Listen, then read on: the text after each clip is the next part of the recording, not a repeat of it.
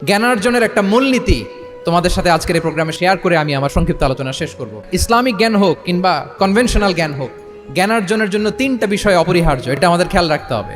এক নম্বর হচ্ছে বিনয়, দুই নম্বর হচ্ছে সফর, তিন নম্বর হচ্ছে সবর। এই তিনটাই লাগবে। বিনয়ী হইতে হবে, ডাউন টু আর্থ হইতে হবে। বিনয়ী না হলে, মুতাওয়াদি না হলে আল্লাহ তাআলা এলেমের নূর দিয়ে ওই ব্যক্তিকে ধন্য করেন না। বিনয়ী হইতে হবে। বলা যাবে না যে আমি সব শিখে ফেলছি, আমি সব জানি, আসলে কিছুই জানি না। অনেক পড়াশোনা করার একটা বড় সুবিধা হচ্ছে আমি যে কিছুই জানি না এটা জানা যায়। যারা অনেক পড়াশোনা করে, গভীর জ্ঞান অর্জন করে, অনেক পড়াশোনা করার একটা বড় ফায়দা হচ্ছে যে এটা জানা যায় সব শেষে যে আমি কিছুই জানি না। আবুন নাওয়াস একটা চমৎকার কবিতা লিখেছেন। উনি বলেছেন, ফাকুল্লি মান ইয়াদঈ ফিল ইলমি ফালসাফাতান হাফিজতা শাইআন ওয়া গাবাত আনকা আশিয়াউ। যে বলে যে আমি সব জানি, তুমি তার বৃদ্ধাঙ্গুলি দেখিয়ে বলা তুমি কিছুই জানো না, তুমি অল্প কিছু জেনেছো। মহাবিশ্বের অনেক রহস্য তোমার কাছে এখন অধরা, এখনো অধরা, অজানা। ওয়া ফাওকা কুল্লি যী ইলমিন আলিম। জ্ঞানীর উপরও জ্ঞানী আছে, জাননেওয়ালার উপরও জাননেওয়ালা আছে। তাহলে বিনয় যেন আমাদের পোশাক হয়, আমরা যেন বিনয়ী হই। আমরা যার কাছ থেকে নলেজ নিব, এলম নিব, তার কাছে বিনয়ী হইতে হবে। যেই পাত্রে পানি ঢালবো এটা থাকবে নিচে, আর যেই গ্লাস থেকে ঢালা হবে ওইটা থাকে উপরে।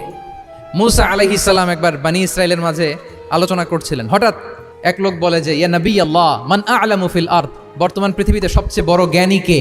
তো মূসা আলাইহিস সালাম বলে ফেললেন আনা, আমি সবচেয়ে বড় জ্ঞানী। এটা ভুল বলেন নাই, কারণ যাকে আল্লাহ তাআলা ওহির জ্ঞানে ধন্য করেন তিনিই তো সবচেয়ে বড় জ্ঞানী। তো আল্লাহ তাআলা এই রেসপন্সটা, এই আনসারটা পছন্দ করেন না। আল্লাহ তাআলা চাচ্ছিলেন মূসা আলাইহিস সালাম যদি বলতো যে আল্লাহই ভালো জানে বা আল্লাহু আ'লাম, আল্লাহই সবচেয়ে জ্ঞানী, এটা আল্লাহ পছন্দ করতেন। তো উনি যখন বলে ফেলছেন আমি, আল্লাহ বলে না মূসা, তুমি যে বলে ফেললে আমি সবচেয়ে বড় জ্ঞানী, তুমি তো সবচেয়ে বড় জ্ঞানী নও, তোমার চেয়ে বড় জ্ঞানী আছে। শুনে তো মূসা আলাইহিস সালাম অবাক, কি আমার চেয়ে বড় জ্ঞানী কোথায়? আল্লাহ বললেন ইযহাব ইলা মাজমাইল বাহরাইন, দুই সাগরের মিলনস্থলে যাও, ওখানে আমার এক বান্দা আছে ইসমুহু খাদির। ওই খাদির, যারে আমরা বাংলায় খিজির বলি আর কি, এই খিজির তোমার চেয়েও জ্ঞানী। আল্লাহু আকবার। আপনারা সূরা কাহফের তাফসীর পড়লে জানতে পারবেন। গেলেন, নৌকার মধ্যে বসা, হঠাৎ একটা চড়ুই পাখি এসে সাগরের পানি খাচ্ছে। অনেক, to make the long story short, বড় স্টোরিকে আমি ছোট করে বলছি। দুইজন নৌকায় বসা, একটা চড়ুই পাখি এসে সাগরের পানি খায়। তো খিজির আলাইহিস সালাম বললেন মুসা, চড়ুই পাখিটা দেখতে পাচ্ছ? মুসা আলাইহিস সালাম বললেন হ্যাঁ দেখতে পাচ্ছি। চড়ুই পাখি যে পানি খেলো এইমাত্র, এটা দেখেছো? হ্যাঁ দেখেছি। পানি খাওয়ার কারণে চড়ুই পাখির চঞ্চুতে, মানে ঠোঁটে যে একটু সাগরের ছিটে ফোটা পানি লেগেছে, দেখেছো? মুসা আলাইহিস সালাম বললেন হ্যাঁ দেখেছি।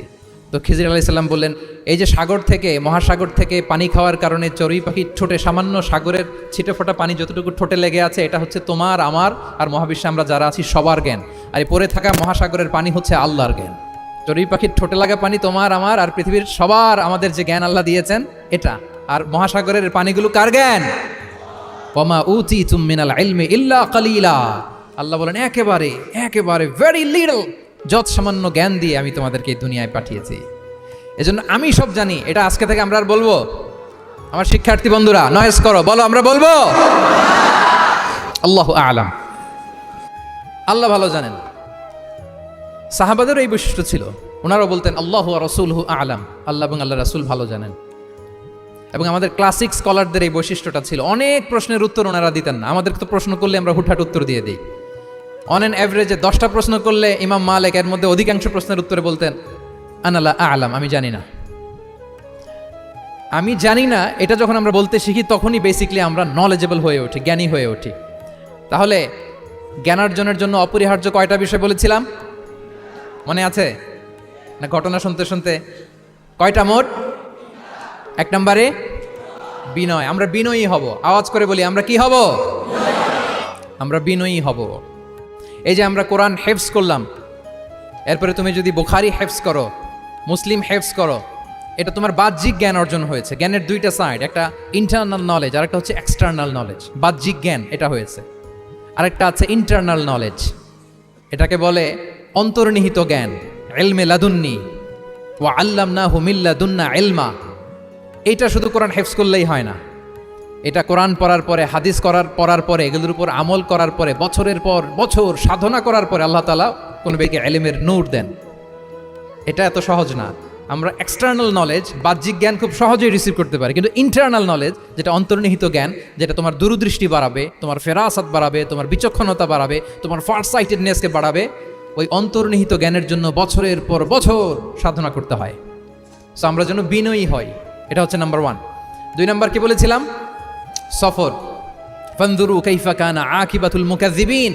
আল্লাহ বলে সফর করো, সিরু ফিল আরদ, ট্রাভেল করো। ট্রাভেল করলে তোমার চোখ খুলে যাবে। তুমি যদি পেট্রাতে যাও, জর্ডানের পেট্রায়, তোমার চোখ খুলে যাবে। তুমি যদি ফেরাউনের লাশ দেখে আসো, তুমি অবাক হয়ে যাবে। তুমি যদি জর্ডানের ডেড সি ঘুরে আসো, তুমি অবাক হয়ে যাবে। হাজারটা বই পড়ে তুমি ওই জ্ঞান অর্জন করতে পারবে না, যেই জ্ঞান তুমি ট্রাভেলিং করে অর্জন করতে পারবে। তাহলে ভ্রমণ করতে হবে। আর 3 নম্বরে কি বলেছিলাম? সবর, মানে হার্ড ওয়ার্কিং হইতে হবে। পরিশ্রমের কোনো বিকল্প নাই। There is no alternative to be hard working. কোনো বিকল্প নেই, হার্ড ওয়ার্ক তোমাকে করতেই হবে। এটাই সবর। এই 3টা প্রশিক্ষণই আল্লাহ তাআলা মুসা আলাইহিস সালামকে দিয়েছিলেন।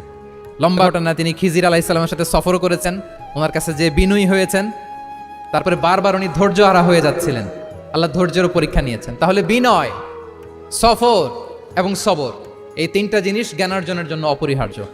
এই ফিচারগুলো দিয়ে, এই ক্যারেক্টারিস্টিক্সগুলো দিয়ে যেন আল্লাহ তাআলা আমাদেরকে ধন্য করে। আমরা সবাই পড়ি আমিন।